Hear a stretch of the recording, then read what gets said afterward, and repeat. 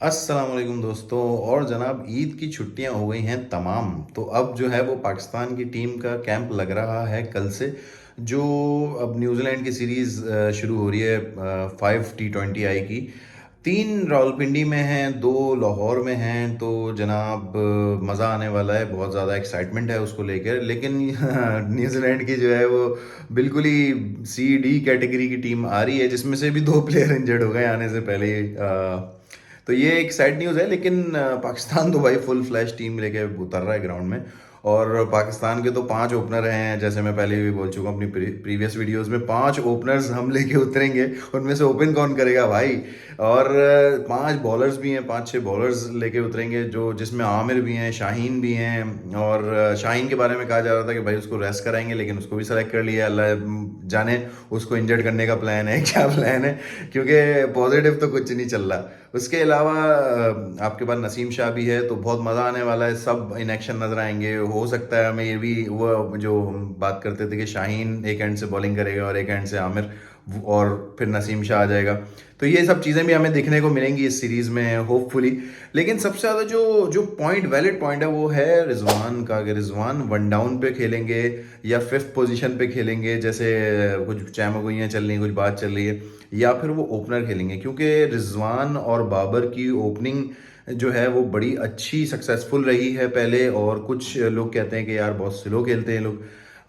तो वो भी एक चीज़ आई है। और बाबर ने क्लियरली बोल दिया भाई कि मैं तो ओपन पे कंफर्टेबल होता हूँ। उसने खुले में बोला है, उसने मीडिया के सामने बोला है।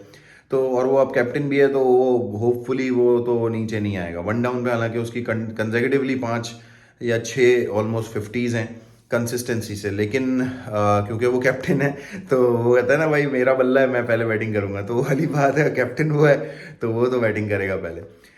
रिजवान के साथ जो है वो अब ये सिचुएशन बन रही है कि शायद रिजवान फिफ्थ डाउन चले जाएं, अगर साइम अयूब और बाबर आजम ओपन करते हैं।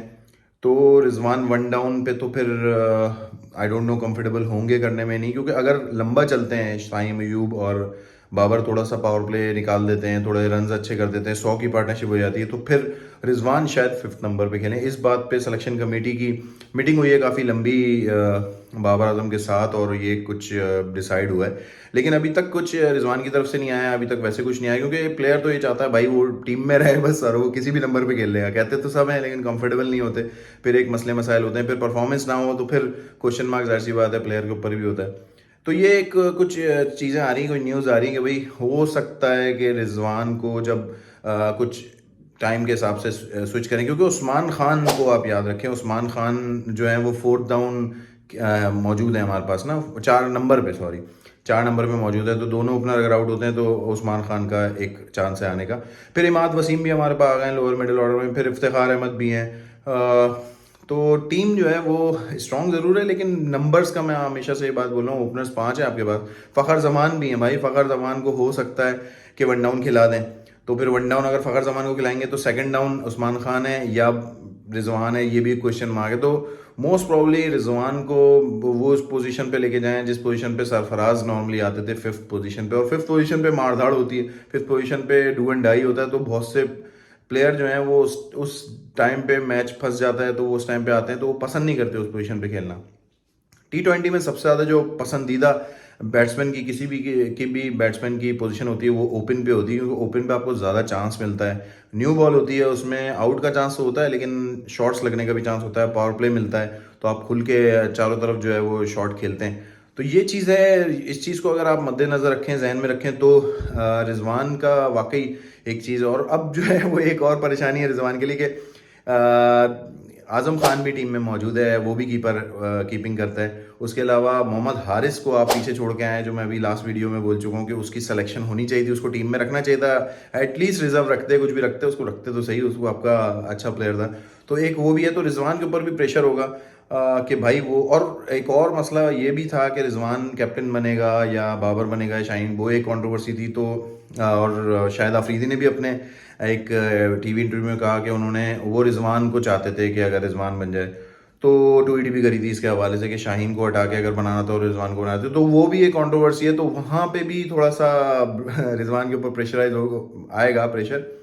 और अब देखना ये है कि अब किस तरीके से बाबर टीम बिल्ड करता है, किस तरीके से हम न्यूजीलैंड के अगेंस्ट देखते हैं, क्योंकि अभी से सेट करेंगे तो फिर आगे आयरलैंड का टूर आ रहा है, फिर इंग्लैंड का टूर है, फिर वर्ल्ड कप है, और ये कंटिन्यूसली जो है वो सीरीज़ हैं। अब जो अभी टून सेट करेंगे टीम की, वही ओपनर्स, वही मिडिल ऑर्डर, वही बॉलर हमें मोस्ट प्रॉब्ली एक दो ऊपर नीचे होंगे और वर्ल्ड कप में नजर आए। तो आप भी बताइए अपनी चॉइसेस, आप भी लिस्ट बताएं कि क्या टीम बनेगी, कौन से 5 आपको लगता है कि बैट्समैन होने चाहिए, कौन से 5 बॉलर्स होने चाहिए, कौन सी टीम प्लेइंग 11 क्या बननी चाहिए, क्योंकि बहुत मुश्किल है प्लेइंग 11 बनाना इतनी टैलेंटेड टीम के साथ। और बाबर के लिए और टीम मैनेजमेंट के लिए बड़ा चैलेंज है। लोकल कोचेज़ हैं हमारे, जानते हैं सब प्लेयर्स को अच्छे तरीके से, तो लेट्स सी कि क्या रहता है। और हो सकता है कि इस टूर के बाद गैरी क्रिस्टन ज्वाइन करें एज अ कोच, हमारा हेड कोच। तो लेट्स सी कि वर्ल्ड कप में किस तरीके से लेके चलेंगे और न्यूजीलैंड की सीरीज़ किस तरह से होती है। तो मिलते हैं अगली वीडियो में, जब तक के लिए अल्लाह हाफिज़।